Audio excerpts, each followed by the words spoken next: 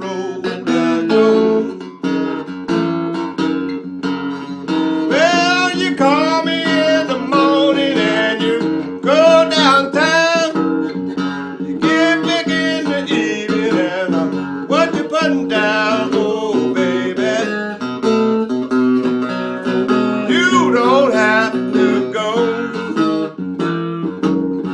I'm gonna bang a pretty baby. Down the road I go.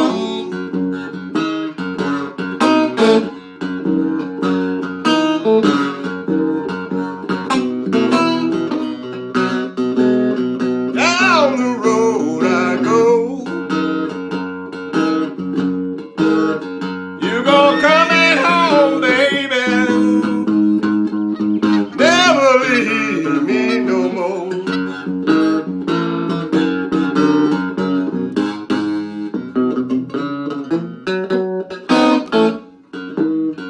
Oh, baby, come on back home to me. Oh, baby, please come back home to me. You know you've been gone too long, and I don't know what to do. Baby, where you been gone so long? Baby,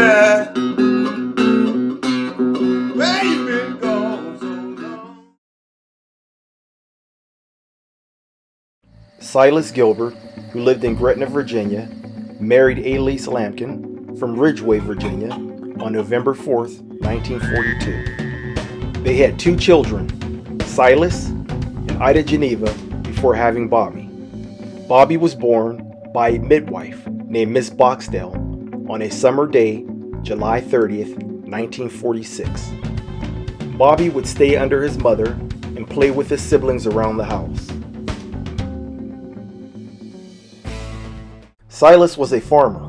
They had 87 acres on both sides of the highway. On their land, they grew tobacco, corn, wheat, and soybeans. They also had a half-acre garden, which they grew watermelon, cucumbers, string beans, white and sweet potatoes. They had an orchard with red and yellow apples. Silas built his own house on the property. They also had a smokehouse for meat. They would butcher 3 hogs a year. The Gilberts' farm supplied everything that they needed for survival.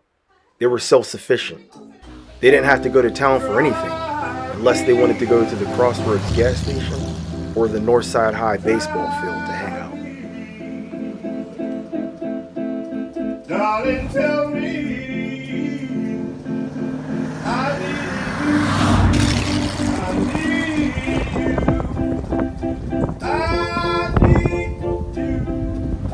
Unfortunately, when Bobby was 4 years old, tragedy struck the family. Silas came down with pneumonia from digging out a well.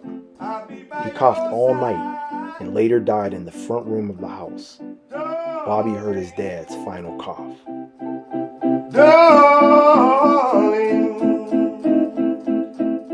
tell me you. A year later, Bobby's behavior got worse. He was sent to live with his mother's parents, Perry and Dan Anderson. Perry Anderson was very strict and tough. Dealing with the death of his father, being displaced from his siblings in the Gilberts' home, Bobby didn't have many positive experiences until he received a perfect score on his spelling test. Bobby was put in a group with the brighter kids, but Bobby didn't feel connected to this group and he missed his friends, so he went back with the class cutoffs. Bobby's step-granddad, Dan Anderson, lost his job on the state highway. Grandma Perry told Bobby that they will have to cut back to 1 meal a day. The only money that they lived off of was Bobby's Social Security check that they received from the death of his father, which was $16 a month. Bobby was pulled out of school so that he could work on the farm. Bobby secretly sent a letter to his mother, who moved to Pittsburgh, to tell her about his disappointment of no longer being in school. Bobby would pitch horseshoes with his cousins, pick strawberries, and play with the BB gun rifle that his brother gave him. One day when Bobby was venturing through the woods with his BB gun, he saw a white man sitting on a porch. Bobby waved. The man didn't speak, but just nodded his head. Bobby noticed that the man appeared to have cow hooves instead of legs and feet. Bobby and his peers hung out at the Crossroads gas station. This was during the time of segregation. Only whites could eat inside.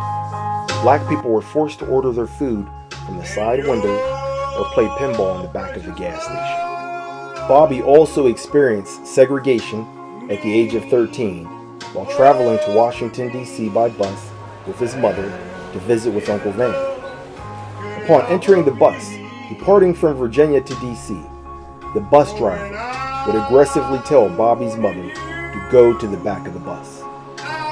When Bobby arrived in D.C., he noticed a difference because segregation wasn't practiced in D.C. as it was in Virginia.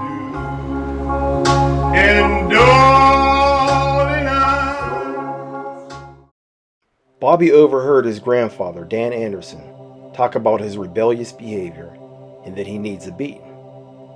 Bobby decided to use a pillow so that it appeared that he was still in the bed, but instead he made a quick exit out of the window. As a result, he was later sent back to the Gilbert home. Gretna High School was all white. Railroad tracks separated Gretna High School, which was all white, from Northside High School, which was all black. Bobby worked for Jesse Fothering's farm from 6 a.m. to 7 p.m., earning $5 a day. On June 10, 1963, Bobby and his cousins traveled to Danville, Virginia to go clothes shopping. He didn't realize it at the time, but he witnessed a pivotal moment of the Civil Rights Movement right before his very eyes. The event later became known as Bloody Monday. Dr. Martin Luther King Jr. made eye contact with Bobby at this historical event. But I know a change gonna come. Bobby worked at Danville Cotton Factory in Danville, and he later went to work for a furniture factory in Alta Vista, Virginia. Around 1964, Bobby was tried and convicted at the Chatham, Virginia courthouse. He was sentenced to the city farm for over a year as a result of a petty crime. While serving time, Bobby's work responsibility was busting bricks with a sledgehammer. Bobby became a trustee with the guards, and he was later released for good behavior. While at the City Farm Detention Center, Bobby became a father with the birth of his first child, Bobby Joe. Shortly after being released from the City Farm Detention Center, Bobby decided to visit his mother in Pittsburgh, Pennsylvania for 2 weeks. While visiting his mother in Pittsburgh, his stepfather, Raymond Adams, told Bobby that he can get him a job at Mercy Hospital. Doubtful that he would get hired, Bobby filled out the application. He was hired and became an employee with Mercy Hospital. The city of Pittsburgh was a much different world from Gretna, Virginia.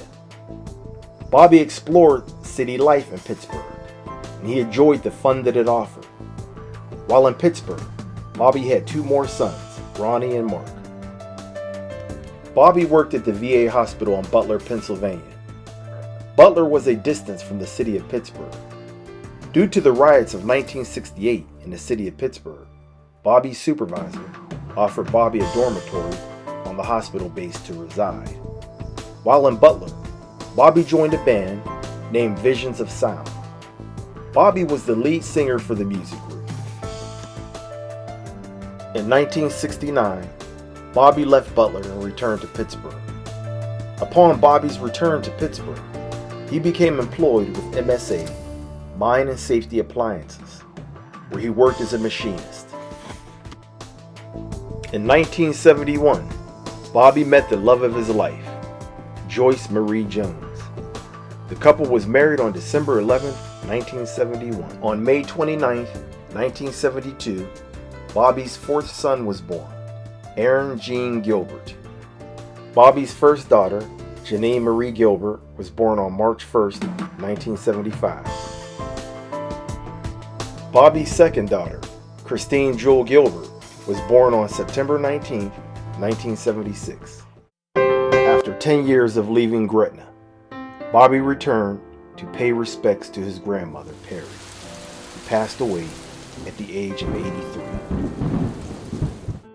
After leaving grandmother Perry's funeral, Bobby loaded the trunk of his 1970 blue LTD with cantaloupes, watermelon, corn, and other crops.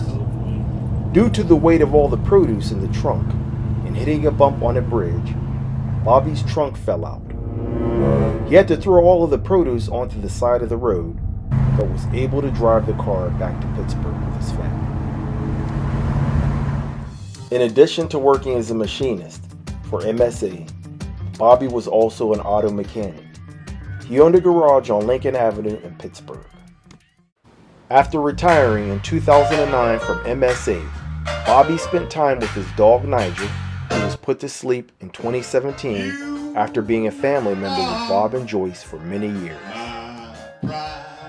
Bobby hanging out in New York City, the Big Apple, with his wife, children, and grandchildren.